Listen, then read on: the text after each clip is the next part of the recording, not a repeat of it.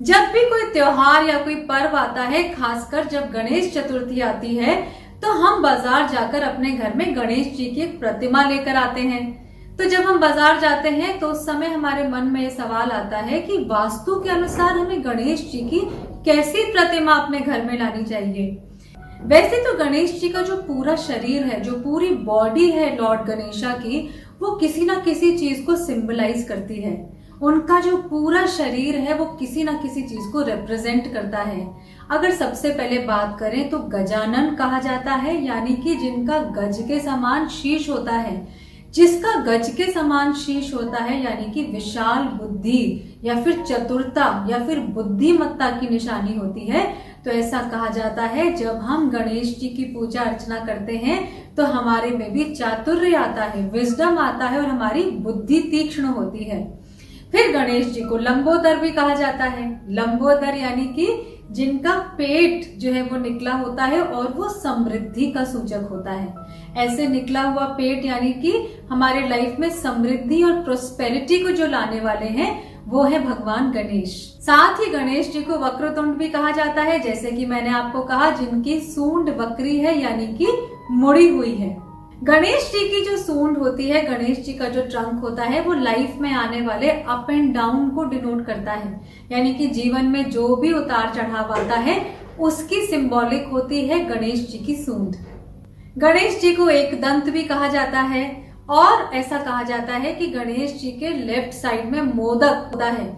मोदक जो है वो आनंद का प्रतीक होता है और साथ ही गणेश जी का जो वाहन है वो चूहा यानी कि मूषक को गणेश जी का वाहन माना गया है।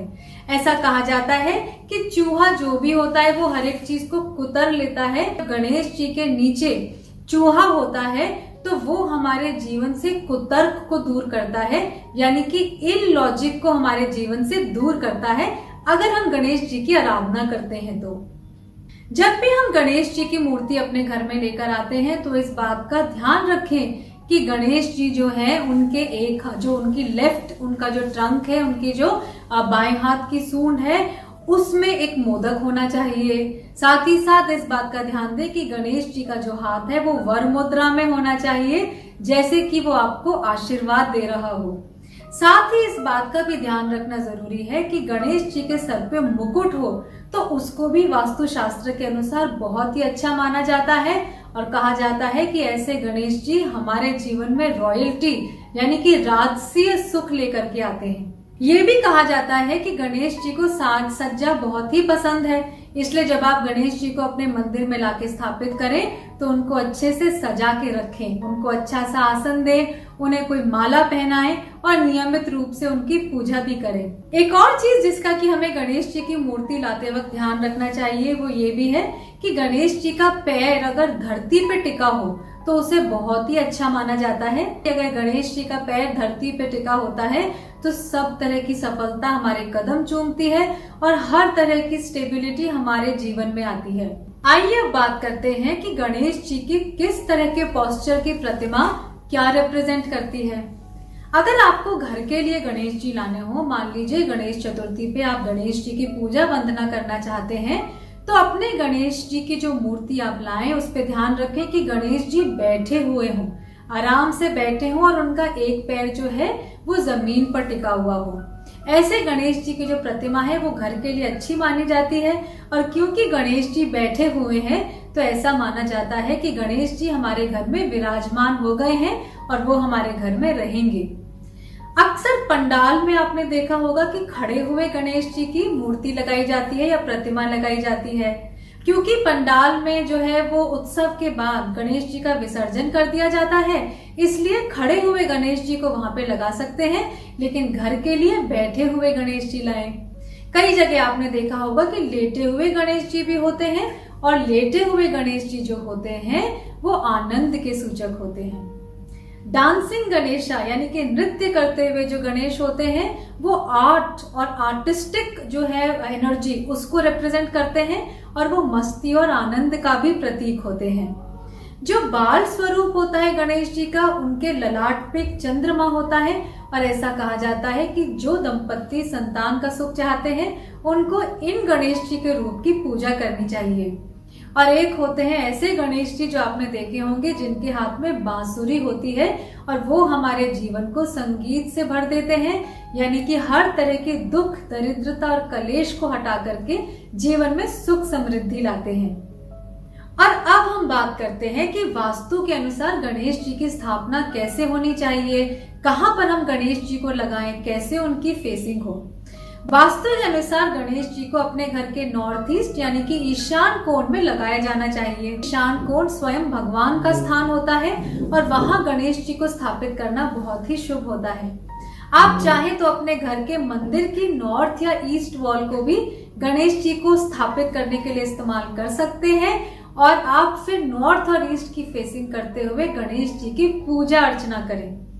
वास्तु के अनुसार ये भी कहा जाता है कि साउथ और साउथ वेस्ट में कभी भी उस दीवार पर गणेश जी की जो मूर्ति है, गणेश जी की फोटो की स्थापना नहीं की जानी चाहिए, क्योंकि वो हमारे पितरों का स्थान है और गणेश जी के लिए जो सही लोकेशन है, जो सही डायरेक्शन है, वो है नॉर्थ यानी कि उत्तर या फिर ईस्ट यानी कि पूर्व की दिशा।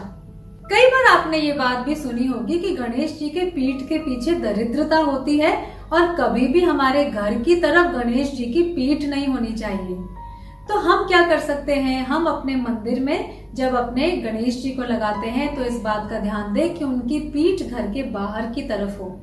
कई लोग अपने मेन एंट्रेंस यानी महाद्वार पर भी गणेश जी को लगाना चाहते हैं। अगर आप अपने महाद्वार पर गणेश जी को देना चाहते हैं तो बैक टू बैक 2 गणपति को लगाएं, एक गणेश जी की प्रतिमा बाहर से और एक गणेश जी की प्रतिमा अंदर से, जिससे कि उनकी पीठ जुड़ जाए और दोनों तरफ जो है वो गणेश जी का मुख दिखाई दे और उनका आशीर्वाद हम घर से बाहर जाते हुए भी ले सके और घर में अंदर आते हुए भी प्राप्त कर सके। स्वास्तिक का तो हम जो प्रतीक है उसके बारे में हम सभी जानते हैं और स्वास्तिक जो है वो भी गणेश जी को रिप्रेजेंट करता है। ऐसा कहा जाता है कि अगर आपके घर में कोई भी कहीं भी किसी भी दिशा में वास्तु दोष हो, अगर आप गाय के घी में थोड़ा सा सिंदूर मिला करके उस डायरेक्शन में, उस दिशा में स्वास्तिक बनाते हैं तो वो दोष जो है वो आपके घर से दूर होने लगता है। एक और बात का ध्यान रखना बहुत ही जरूरी है और वो ये है कि अगर गणेश चतुर्थी पे या फिर दीपावली पे या किसी भी पर्व पे अगर आप रंगोली बनाएं तो कभी भी गणेश जी की प्रतिमा उस रंगोली में ना बनाएं, क्योंकि अगर हमारा पैर अगर उसको टच करता है तो उससे जो है वो गणेश जी का अपमान होता है। तो किसी भी रंगोली में कभी भी गणेश जी की जो एक फिगर है, गणेश जी की जो एक एनर्जी है, उसको कभी भी ना बनाएं। एक और चीज जिसका ध्यान रखना बहुत ही जरूरी है वो ये है कि गणेश जी की पूजा करते समय कभी भी उनको तुलसी अर्पित ना करें। गणेश जी की जो पूजा है वो दूर्वा घास से की जाती है और तुलसी गणेश जी को अर्पित नहीं करनी चाहिए। और जाते जाते मैं आपको ये भी बता दूं कि गणेश जी की बहुत सारी प्रतिमाएं हमारे घर में नहीं होनी चाहिए। कई लोग हैं जो बहुत सारी प्रतिमाएं अपने घर में, मंदिर में, अलग अलग जगह पे लगा के रखते हैं, लेकिन वास्तु के अनुसार इसे अशुभ माना जाता है और ये हमारे घर में इल्लत लेके आता है। अपने मंदिर में एक गणेश जी की मूर्ति रखें, ऐसे स्थान पर रखें जहां पे आप उसकी डेली पूजा अर्चना कर सकें, क्योंकि गणेश जी तो हर नए काम में विघ्न को दूर करते हैं और अगर गणेश जी की मूर्ति की पूजा अर्चना नहीं होती तो हमारे हर मांगलिक कार्य में विघ्न आने की संभावना रहती है। तो आज मैंने अपने इस वीडियो में आपको गणेश जी के बारे में सारी जानकारी दी कि कैसे गणेश जी घर में लगाएं, कैसे हम गणेश जी की पूजा अर्चना करें, कैसे उनको वास्तु के अनुसार स्थापित करें। तो आई होप इन सब टिप्स को आप जरूर फॉलो करेंगे और गणेश चतुर्थी के पर्व पर मेरी तरफ से हार्दिक शुभकामनाएं।